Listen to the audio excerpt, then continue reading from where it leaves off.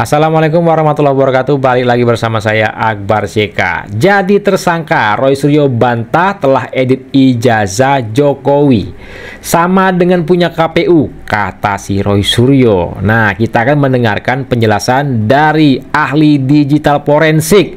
Ini betul-betul ahli nih, Joshua Sinambela.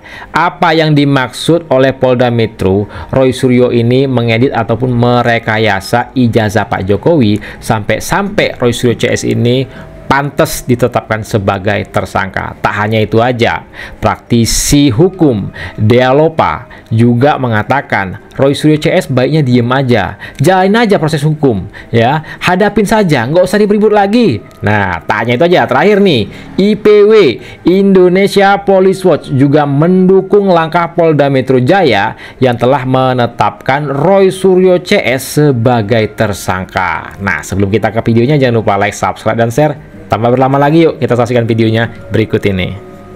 Saya, Dr. Rismon, Dr. Tifa, dan 5 yang lain, bahkan tambah 4 yang lain, tidak pernah, demi Tuhan, demi Allah SWT, tidak pernah yang namanya mengedit ijazah. Catat itu.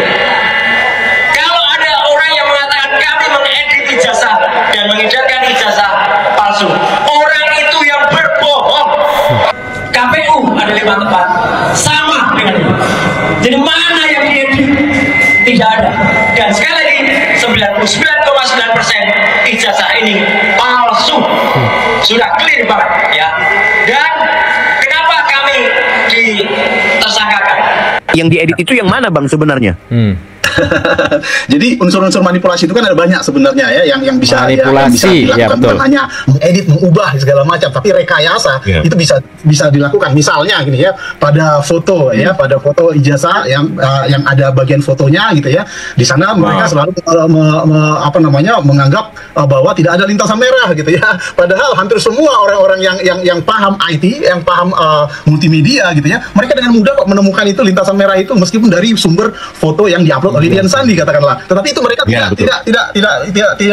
tidak fokus ke sana, tapi sengaja mereka membuat dengan analisis-analisis yang kontra dengan itu, yang tidak memunculkan itu. Nah, di sini bisa dianggap unsur rekayasa juga gitu ya. Jadi tidak menyampaikan hal-hal yang sebenarnya. Jadi mengubah, menampilkan hal-hal yang memang sesuai dengan asumsi mereka gitu ya. Jadi itu yang bisa saja dianggap rekayasa. Tapi dalam pernyataan saya kemarin di BAP ahli, saya tidak tidak fokus ke sana ya. Saya lebih fokus ke SOP prosedur berhubungan dengan digital forensik. Mungkin ada ahli lain yang menekankan fokus ke rekayasa tersebut nantinya ya. Dan memang seperti yang disampaikan oleh kuasa hukum Pak Jokowi ya, memang sangat aneh gitu ya kalau misalnya orang awam itu menilai bagaimana mungkin ijazah asli gitu ya, tetapi ketika dianalisis dengan teknologi kok jadi dianggap palsu. Nah, itu yang membuat mereka menyimpulkan bahwa pasti ada rekayasa, pasti ada yang kalau bahasa awamnya editan gitu ya. Seolah-olah mereka melakukan pengeditan kira-kira seperti itu. Tapi mungkin yang saya tangkap mungkin rekayasa atau manipulasi secara proses analisis yang mereka lakukan sehingga tidak muncul ya sesuatu yang sebenarnya ada faktanya di sana kira-kira. Tuh, dengerin Roy Suryo. Kira seperti itu. Ini yang sedang dijalankan oleh Roy Suryo CS, Roy Suryo, Tifa, Rismon. Kan jadi tersangka kan mereka mau ribut lagi udah susah, udah jadi tersangka kan. Tinggal proses hukum jalan. Ketika sudah tersangka, proses hukum jalan. Jalannya kemana? Ya ke pengadilan. Nggak, pertama ke kejaksaan dulu tuh untuk P21. Habis itu baru ke pengadilan. Gitu kan? Tapi yang paling disayangkan nanti ketika berkas P21 pas tahap 2, kan mereka digadang-gadang oleh polisi. Ayo berangkat kemana? Ke pengadilan, penghadapan ke kejaksaan kan? Penghadapan kan? Penghadapan apa P21 tahap 2 kan, mereka dibawa tuh sama mantan penyidik polisi, ayo ke kejaksaan, kenapa dihadapkan sebagai tersangka untuk apa, disidangkan kan begitu.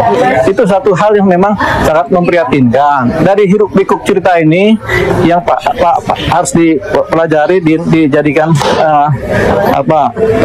sandaran kita mengkontemplasi, yaitu adalah jangan gegabah dalam hidup, jangan kemudian ribut-ribut mencemarkan orang lain, kemudian mengutak-atik privasi orang lain, itu jangan gitu. Banyak orang menyangkal, bahkan ada orang menyangkal Tuhan, ada juga gitu. Ini kan cuma persoalan ijazah, mereka sangkal-sangkal nggak apa-apa. Nah, Jadi begini, penyidikan yang sudah berjalan profesional, biarkan dia berjalan profesional sampai ke tingkat kejaksaan akan profesional juga, begitu. Sampai di tingkat pengadilan baru nanti ribut-ribut di sana lagi. Makanya kita sarankan Roy Suryo CS, udahlah nggak usah ribut-ribut lagi. Hadapilah ini perkara ini menjadi perkara hukum, bukan perkara perang wacana atau perang paradigma sistematika di tingkat masyarakat, bukan perang pemikiran, bukan frame-frame, bukan begitu sekarang ini perang hukum, begitu. Jadi mereka harusnya fokus kepada materi-materi hukum yang akan nanti menjadi upaya pembelaan mereka di persidangan. Udah fokus ke sana, jangan lagi ribut-ribut malah ijazah palsu, ijazah asli segala macam.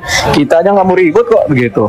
Kita lihat kalau hari Kamis ini kemudian diputus tersangkanya di BAP, dan kemudian kan selama proses BAP tersangka itu kan ada pikiran-pikiran dari pihak penyidik, ditahan nggak, gitu. Kalau memang ada pasalnya berlapis dan memenuhi unsur ditahan, sehingga timbang-timbang dari penyidik ditahan apa enggak, begitu. Kalau penyidik timbang-timbang ditahan, ya ditahan nanti hari Kamis. Timbang-timbang penyidik dilepas, ya dilepas, begitu. Sekarang timbang-timbang penyidik karena yang punya kewenangan penyidik, polisi sekarang ini, begitu. Sendiri ada penahanan? Itu kayak suara toke, ya kan? Tahan nggak, gitu. Nah, teman-teman, kira-kira menurut kalian ditahan atau enggak Roy Suryo CS nanti ya, Roy Suryo Rismon Tifa pada hari Kamis tanggal 13? Silahkan ketik komentar di kolom komentar. Indonesia Police Watch menanggapi pertanyaan beberapa media terkait penetapan tersangka terhadap Roy Suryo CS yang berjumlah 8 orang, di mana penetapan tersebut telah disampaikan dalam konferensi terbuka oleh Kapolda Metro Jaya, Irjen Asep Edi Suheri, dan Dirkrim Polda Metro Jaya, Kombes Imanuddin. Pertama, penetapan tersangka tersebut apakah satu kriminalisasi? IPW menyampaikan bahwa penetapan tersangka tersebut bukanlah kriminalisasi. Oh, dengerin. Karena penetapan tersangka tersebut dilakukan melalui satu proses hukum pidana yang prosedural ya, oleh penyelidik dan penyidik Polda Metro Jaya, di mana telah dilakukan pemeriksaan terkait ada 117 saksi, kemudian juga para ahli pidana, pelapor dan pelapor, dan juga melalui satu gelar perkara. Jadi proses ini adalah sesuai dengan prosedurnya. Yang kedua, ini adalah bukan kriminalisasi, karena pemeriksaan tersebut didasarkan adanya laporan dari Saudara Insinyur Joko Widodo sebagai Presiden ke-7 Republik Indonesia, yang namanya merasa dicemarkan atas satu perbuatan faktual dari diduga dilakukan oleh 8 orang tersangka ini. Ada satu perbuatan faktual yang dilontarkan oleh mereka, baik sebagai produsen pernyataan sendiri maupun pihak yang mengamplifier tuduhan tersebut, yaitu perbuatan yang menuduh Saudara Insinyur Joko Widodo menggunakan ijazah palsu atau ijazah palsu, ya, ijazah palsu dari Fakultas Kehutanan Universitas Gadjah Mada. Jadi ada perbuatan faktual yang diperiksa melalui satu proses penyidikan dan penetapan tersangka. Kriminalisasi bisa terjadi apabila polisi tanpa adanya satu perbuatan faktual menetapkan seseorang yang tidak melakukan satu tindak pidana sebagai tersangka, ya. Jadi dalam hal ini tidak ada kriminalisasi. Yang ketiga, penetapan tersangka ini terkorelasi dengan satu produk hukum dari Bareskrim terkait dengan surat penghentian penyelidikan atas pengaduan masyarakat yang disampaikan oleh beberapa pihak kepada Bareskrim yang menyatakan bahwa ada ijazah palsu yang dimiliki oleh Insinyur Joko Widodo.